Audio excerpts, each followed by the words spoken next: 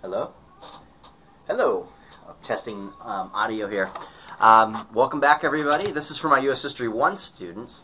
And what we're going to be looking at for this lecture series is the end of salutary neglect. And what the end of salutary neglect really represents is the beginning of conflict between the colonies and the British Empire from 1763 to 1776.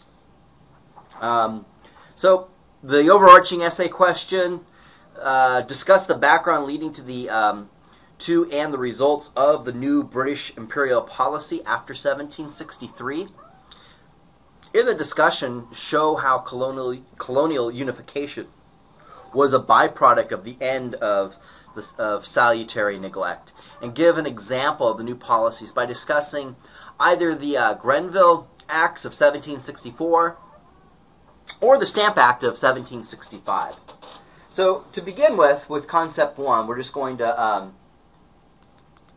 look at the end of salutary neglect. So just a little bit of background before we get to concept 1. So understanding salutary neglect comes to an end after 1763, which represents the end of the French-Indian War.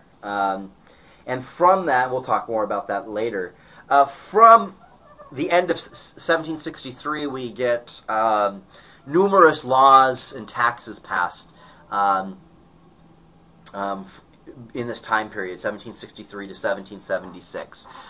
Examples: the Proclamation Line of 1763, the Grenville Acts of 1764, the Quartering Acts 1765, the Stamp Act 1765 as well, Townshend Acts of 1770, and the Coercive Acts of 1773. So these are some of the big laws that were passed at the time that is going to bring the colonies together closer and closer. So it's important to understand during this time period, by 1776, the American Revolution had been completed in every way but the war itself. To give you a quote, this is by John Adams, "But what do we mean by the American Revolution? Do we mean the American War? The Revolution was effected before the war commenced. The Revolution was in the minds and the hearts of the people. This radical change of the principles, opinions, sentiments, and affections of the people was the real American Revolution. The war was fought by the American colonists to keep the rights they had in practice. The only thing the colonists wanted was the right to manage their own affairs within the British Empire. The colonists wanted to maintain the status quo. The English, in point of fact, were the ones that wanted to change it. The colonists did not think in terms of real separation until it became apparent that it was the only way to maintain self-control. So that's real important to understand that for most of the pre-revolutionary periods, 1763 to 1776, a lot of the tension and the conflict that's ensuing is not going in the direction of separating from Great Britain, but it is trying to maintain the status quo of managing their own affairs. It's really not until it's not until 1776 and towards the mid part of 1776 that more and more of the leadership and down to the ordinary colonists began to see that independence was really the only solution. So concept 1, we'll be looking at the background leading to unification of the colonies and why it came into existence. So it's important to understand the original 13 colonies saw each other as very distinct from each other. They would peg their identity not to America, but to Virginia or Delaware or New York or the Carolinas. And so this would pose a real challenge in trying to unify these diverse and disperse different people and societies into one direction, moving towards, one, dealing with the heavy hand of Great Britain, and two, eventually leading towards independence.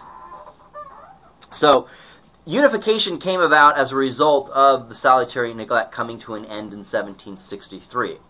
And as discussed, the period from the early 1600s until the French and Indian War in 1763 is referred to as salutary neglect, right? Because of the results of the Treaty of Paris in 1763, two conditions provided England with the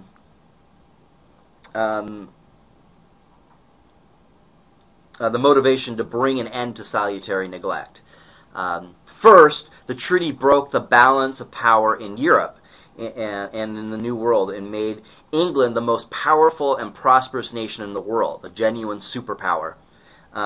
Consequently, England now had the time to deal with the colonies.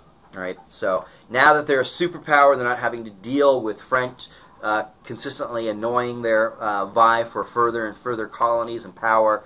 They have the time and the focus to get their colonies back in line and put an end to this so-called salutary neglect.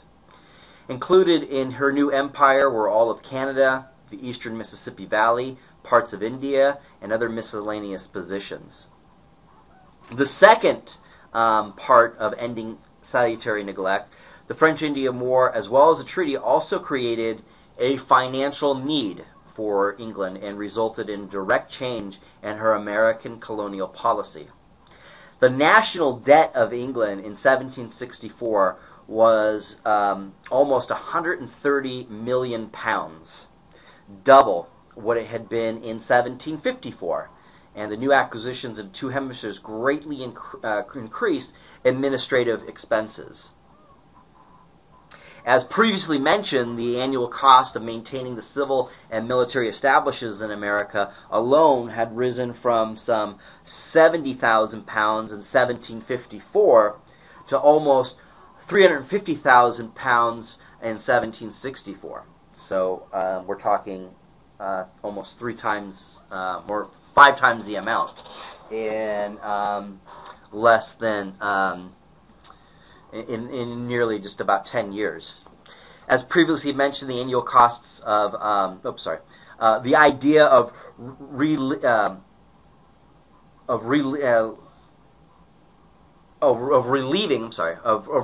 their own tax burdens by taxing the colonists had been thought of before, but it was felt up to this point that it would be unwise. English landowners paying an income tax of 20% felt that the colonists could afford and should start paying some of the tax burden.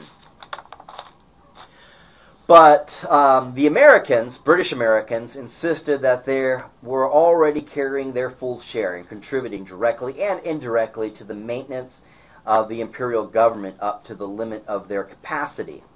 The colonies had incurred a debt of over £2.5 million in supporting the war, and an estimated colonial commerce brought in an annual profit of more than $2 million to English merchants.